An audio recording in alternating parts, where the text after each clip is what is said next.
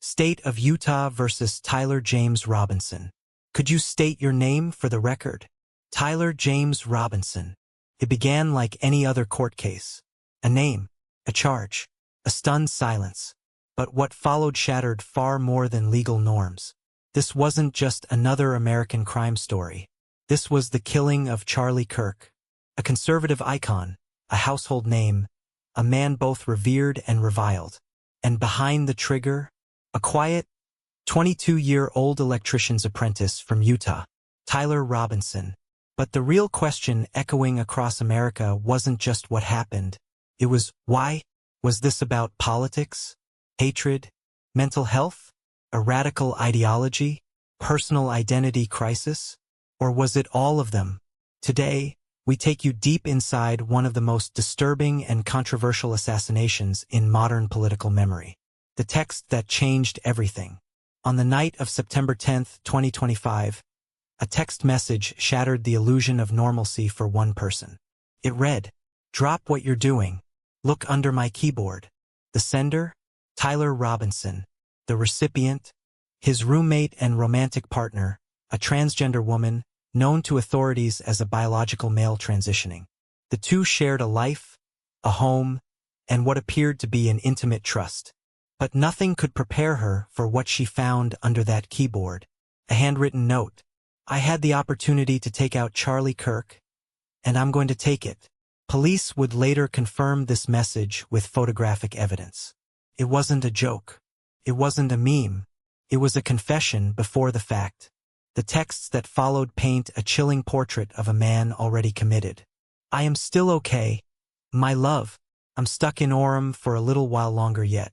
Shouldn't be long until I can come home. But I gotta grab my rifle still. I had hoped to keep this secret until I died of old age. I am sorry to involve you." The roommate's reply came fast. "You weren't the one who did it, right?" I'm sorry." There it was. The truth. No escape. Tyler Robinson had shot Charlie Kirk, and now he was trying to evade, explain, and prepare for the fallout. The mind behind the trigger. As detectives and FBI analysts pieced together the timeline, the messages kept unraveling like a manifesto in real time. They grabbed some crazy old dude, then interrogated someone in similar clothing. "I had planned to grab my rifle from my drop point shortly after, but that side of town got locked down. Some hate can't be negotiated out. I had enough of his hatred." He referred to Charlie Kirk, not as a public figure, not as a political opponent, but as a symbol of hatred. This wasn't a crime of opportunity. This was planned. Weeks in the making. Tyler had stashed his grandfather's rifle in a bush. He'd engraved bullets with messages, prepared to hide his clothing, and even predicted how the media would misreport the event. He mentioned, "Grandpa's gun does just fine. I think that was a $2,000 scope." Wink, wink. He knew what he was doing. He even asked his partner to delete the conversation. But it was too late. Who was Tyler Robinson? Until this moment, Tyler James Robinson was virtually invisible in America's political radar. Age: 22. Hometown: quiet, rural Utah. No criminal record. No history of violence. No ballot cast. No political affiliations. By all public accounts, he was just another hardworking, polite young man who graduated high school in 2021 and entered an electrical apprenticeship. A background so clean, it was unsettling. But those closest to him had seen the changes. He was shifting, drifting, becoming someone new. Once politically neutral, Tyler began to lean sharply left. He became outspoken on LGBTQ+ rights. His romantic relationship with a transitioning transgender woman was central to that shift. Not just personally, but ideologically. This wasn't just love. It was part of a growing personal identity. And Kirk, to him, wasn't just a man. He was a threat to everything Tyler was building. Planning the unthinkable. Investigators would later uncover not just texts, but physical proof of premeditation.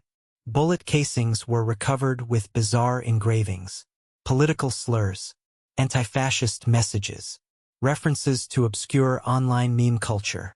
It was like Tyler was scripting an act of protest, or a performance through violence. A quote from his messages to his roommate captures the duality. Going to attempt to retrieve it again. Hopefully they have moved on. I haven't seen anything about them finding it.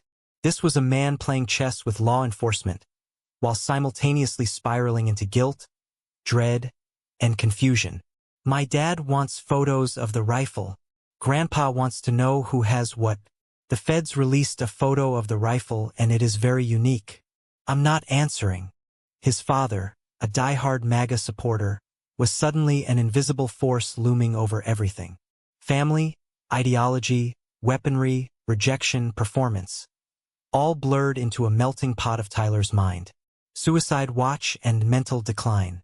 Within hours of his arrest, Tyler Robinson was placed under suicide watch. He was issued a prevention smock, placed in high-security confinement. Court records showed clear signs. This wasn't a hardened criminal. This wasn't someone who expected to live through the aftermath. His texts echo the unraveling. I'm worried what my old man will do if I don't bring back Grandpa's rifle.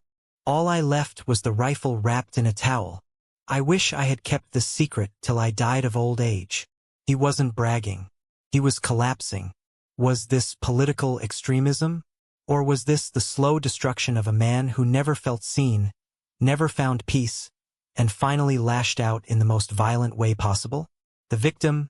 Who was Charlie Kirk? If you know politics, you know his name. Charlie Kirk wasn't just a political commentator. He was a movement. Born in 1993, he rose to fame by founding Turning Point USA at just 18 years old, a conservative nonprofit targeting college campuses. To the right, he was a fearless warrior against woke culture. To the left, a provocative voice fanning the flames of division. His platform grew, best-selling books, podcast empire, frequent guest on cable news, major campus tours. His influence was undeniable, but influence has a cost. His comments on immigration, race, LGBTQ+ rights, and gender roles sparked fierce protests. To his followers, he was brave. To his critics, he was dangerous. And Tyler Robinson? He wasn't just a critic. He became an executioner. A nation divided by a bullet. On September 5, 2025, Charlie Kirk arrived in Salt Lake City, Utah for what seemed like another routine speech. It wasn't. Outside the Turning Point USA campus event, security was tight. The atmosphere, tense but familiar, until the shots rang out. Tyler Robinson was in the crowd. He approached. He opened fire. Charlie Kirk was struck multiple times. Security tackled Robinson. He resisted, then surrendered. In his possession, a unique rifle, ammunition engraved with political messages, clothing that matched eyewitness accounts. Charlie Kirk was pronounced dead on the scene. 32 years old. A husband, a son, a voice silenced. The collision of two realities. Tyler Robinson and Charlie Kirk had never met. But in that brief, horrific moment, their lives collided in a way that would redefine the American conversation. One, a public conservative symbol with millions of followers. The other, a quiet, radicalized young man with no criminal history. What came together that day wasn't just a crime scene. It was a national reckoning. What do you think drove Tyler Robinson? Was it a radical ideology? Mental health collapse? A desperate search for identity? Or a toxic mixture of all three? September 5, 2025. The sun had barely dipped behind the Utah mountains when the shot rang out. Charlie Kirk, conservative icon, speaker, activist, was gunned down in the open, steps from a campus auditorium. He had come to speak. He never made it out alive. In the hours that followed, Salt Lake City transformed. Helicopters circled. Streets were locked down. News alerts interrupted every major broadcast. But as the public absorbed the shock, inside a police interrogation room, a different storm was unfolding. Confession and a collapse. It didn't take long for officers to identify the suspect. Location: near the venue. Behavior: suspicious. Clothing: matched eyewitness reports. Bag: contained a unique rifle, spare ammo, and handwritten notes. It was Tyler James Robinson, no criminal history, no gang ties, no digital manifesto. Just a young man who looked like he didn't belong in any box. In his initial interrogation, he was quiet, then open, then shaking. "I just wanted it to end," he muttered. "I thought if I took him out, maybe something would change." Investigators listened, but what they found was not a man with a clear mission. They found a contradiction, a detailed plan, but also signs of mental chaos. A clear political target, but no true affiliation. A man obsessed with Kirk, but unwilling to face what he'd done. What was this? Terrorism? Ideology? Or emotional implosion? Authorities weren't sure, and neither was Tyler. The charges. The next morning, the district attorney held a press conference. Cameras flashed. Reporters leaned forward. Tyler James Robinson has been charged with first-degree murder, the use of a firearm in the commission of a felony, attempted obstruction of justice, and federal charges may still be filed. There was no bail. There was no room for leniency. Why? Because this wasn't just murder. This was a message delivered with bullets. And now the justice system had to answer a haunting question. What drives a young man with no history of violence to kill one of America's most polarizing voices? The evidence nobody could deny. As the FBI took over parts of the investigation, a disturbing trove of evidence surfaced. Text messages, notebooks, engraved bullets, a bush where Tyler changed clothes, a wet towel used to wipe fingerprints, photos of Kirk at public events with hand-drawn routes and notes. One FBI agent, under anonymity, said, "This wasn't random. He stalked the event. He studied the angles. He rehearsed it like a play." But it also wasn't entirely sane. Forensic psychologists weighed in. Some said he was showing signs of paranoia, believing that Charlie Kirk represented an existential threat to his identity. Others believed it was online radicalization, where meme culture, political satire, and echo chambers blurred the line between ideological resistance and performative violence. One thing was clear: the bullets weren't just meant to kill. They were meant to speak. A nation divided on the verdict even before trial. As news spread across the country, the reaction was immediate and polarizing. Conservative voices: "This is political assassination." If the roles were reversed, the media would call it terrorism. Liberal voices: "This is mental illness and radicalization fueled by hate speech." But also, Charlie Kirk was a controversial figure. Independent voices: "We're not okay as a country." When debate dies, bullets fly. Social media ignited with hashtags. Hashtag Justice for Charlie. Hashtag Tyler Robinson. Hashtag Free Speech Under Fire. Hashtag Political Violence. And just like that, the courtroom became a proxy battlefield for the soul of American discourse. Inside the courtroom. October 2025. Salt Lake County Courthouse. The trial was set to begin. The defense? Claiming diminished responsibility. They pointed to Tyler's mental state, suicidal ideation, emotional instability, and possible dissociative episodes. The prosecution? Ruthless. They argued Tyler knew exactly what he was doing. He didn't snap. He planned. He scouted. He executed. That is first-degree murder. Tyler sat silently. No outbursts. No drama. Just stillness. His mother sat in the front row, clutching a rosary. His father didn't show. The courtroom was full and divided. Kirk's wife sobbed quietly as photos of his body were shown. College students packed benches, many wearing Turning Point USA shirts. Others held signs outside reading, "Justice means understanding mental health." But for Tyler, the room didn't exist. His gaze was vacant, as though whatever part of him made the decision had already died. Experts weigh in political killer or fractured mind. During the second week of the trial, the defense called clinical psychologist Dr. Sharon Ellman. Her testimony? Mr. Robinson was not in a rational state. His identity was undergoing severe strain. He was deeply immersed in ideologically charged content and was experiencing what we would diagnose as a psychotic break with obsessive traits. She explained Tyler's fixation on Kirk as a projection, that Kirk became the enemy not because of who he was, but because of what Tyler felt unsafe becoming. But the prosecution fired back. He planned this with military precision. He cleaned the weapon. He wiped his clothes. He told his partner how to avoid police. That's not psychosis. That's clarity. A dual narrative emerged. 1. A mentally fractured man, crying for help through bloodshed. 2. A cold, ideological assassin, hiding behind the mask of illness. America was split. Again. A trial that echoed across America. Cable news turned the case into primetime spectacle. Talk shows debated its meaning. YouTube channels flooded the algorithm with expert breakdowns. Each side weaponized the story. Conservatives said, "This is the result of unchecked leftist rage, coddled by academia and fueled by anti-Christian, anti-American sentiment." Liberals said, "This is what happens when young people are radicalized, isolated, and told their identities are invalidated by public figures." And moderates? They mostly asked, "Is there anyone left in America who can disagree without a gun?" Meanwhile, Tyler's trial neared its conclusion. The verdict.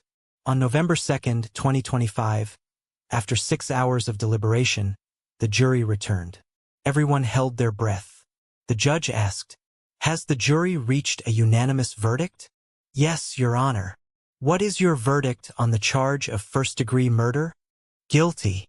A gasp. Then silence. Tyler didn't react. No tears. No words. Just the stillness of a man who had nothing left to defend. The judge sentenced him to life in prison without the possibility of parole. Outside the courthouse, clashes broke out. Protesters, supporters, press, police.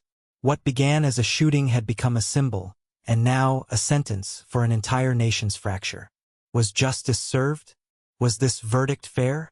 Do you believe Tyler Robinson was fully responsible, or a broken mind failed by a broken system? Tell us in the comments below. Your voice matters in moments like this. And don't miss the next part, where we explore the legacy of this tragedy, the warning signs we missed, and how America can move forward, if it can at all. A verdict had been reached. A life was lost. Another was caged. But America was far from healed. The murder of Charlie Kirk by Tyler Robinson wasn't just a crime. It was a mirror, a reflection of something deep and dangerous.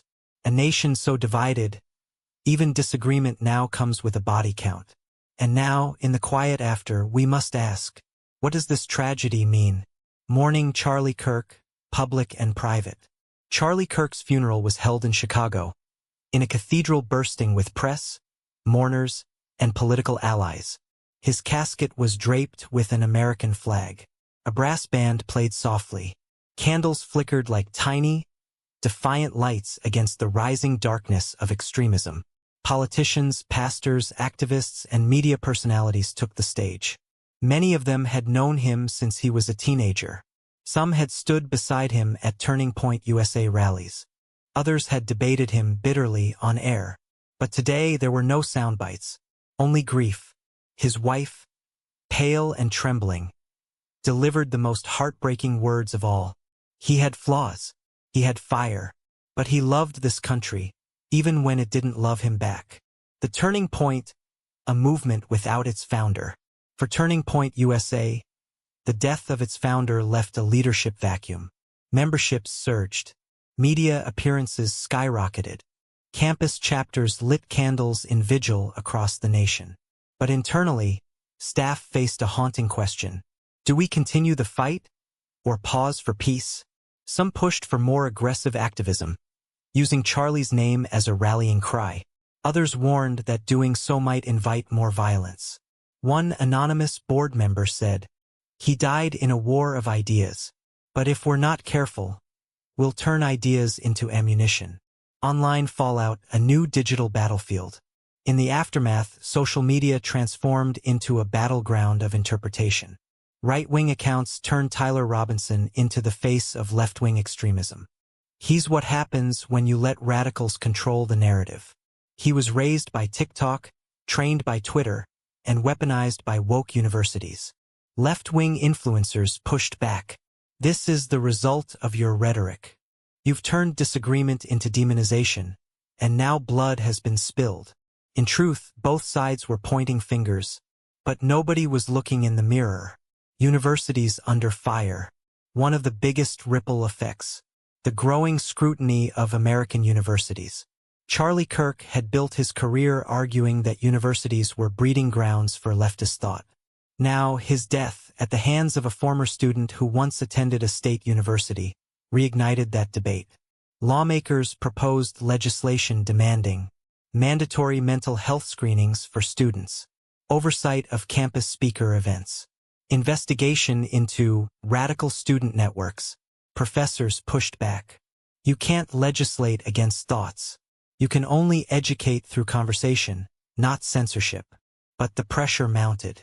Dozens of schools quietly canceled controversial speakers in the months that followed. They weren't trying to make a statement. They were just trying to stay safe. Media, money, and the martyr effect. As with any tragedy in American politics, money quickly followed the mourning. Merchandise with Charlie's face. Fundraisers for freedom of speech bills. New books titled Killed for Believing and The Martyr of Modern Conservatism. Fox News aired a 90-minute special, The Death of Charlie Kirk. Who's next? CNN aired a response. When words become weapons. Political rhetoric in the age of violence. YouTubers made content. Podcasters debated. Influencers monetized hashtags. And lost in the noise was the truth. Two families had been shattered forever. The Robinson family, silence and shame. While the nation screamed, the Robinson family disappeared. They issued no public statement. They held no press conference. They didn't even attend the trial. Neighbors reported the house was sold months later. Curtains always drawn. Mailbox overflowing. But one journalist managed to speak to Tyler's younger brother, under anonymity. He used to take me hiking. He helped me with algebra. Then he started watching those debate videos online. He changed. He got colder, angrier. But I never thought. He trailed off. How could he explain what happened? No one could. The psychology of targeted violence. In academic circles, the Robinson case is now a study. What happens when a young person experiencing emotional identity shifts, online radicalization, social rejection, and unaddressed mental illness, sees violence as clarity? Yale's Center for Political Psychology published a paper. The Robinson case is not unique. It's simply the first to capture national attention. We'll see more, unless prevention starts early. But what does prevention even look like? When politics is this loud, can we forgive? Here's the hardest question of all. Can America forgive Tyler Robinson? Can it forgive Charlie Kirk? Can it forgive itself? Because at the heart of this tragedy isn't just a gun. It's a broken conversation. A nation where identity has become war paint. Where disagreement feels like a threat. Where loneliness and ideology combine into a weapon. So we ask, can we learn to talk again before the next shot is fired? One final thought. In his final known message before surrendering, Tyler Robinson texted this to his partner. I'm turning myself in. One of my neighbors is a deputy. You are all I worry about. I'm sorry. It wasn't political. It wasn't ideological. It was personal. And maybe that's the truest, darkest part of this entire story. In the end, this wasn't about right versus left. It was about pain that had nowhere else to go. Let's not let this story fade into headlines and hashtags. Let's ask the real questions. Are we listening to each other anymore? Are we checking in on those who seem quiet or fine? Are we feeding young people courage or confusion? Comment below. Was this tragedy avoidable? What must we change? Your voice is not just welcome here. It's needed. Like, subscribe, and share this video if you believe conversations like this are essential. This isn't just news. It's a wake-up call. Let's make sure Charlie Kirk's death and Tyler Robinson's downfall weren't just tragedy, but turning point.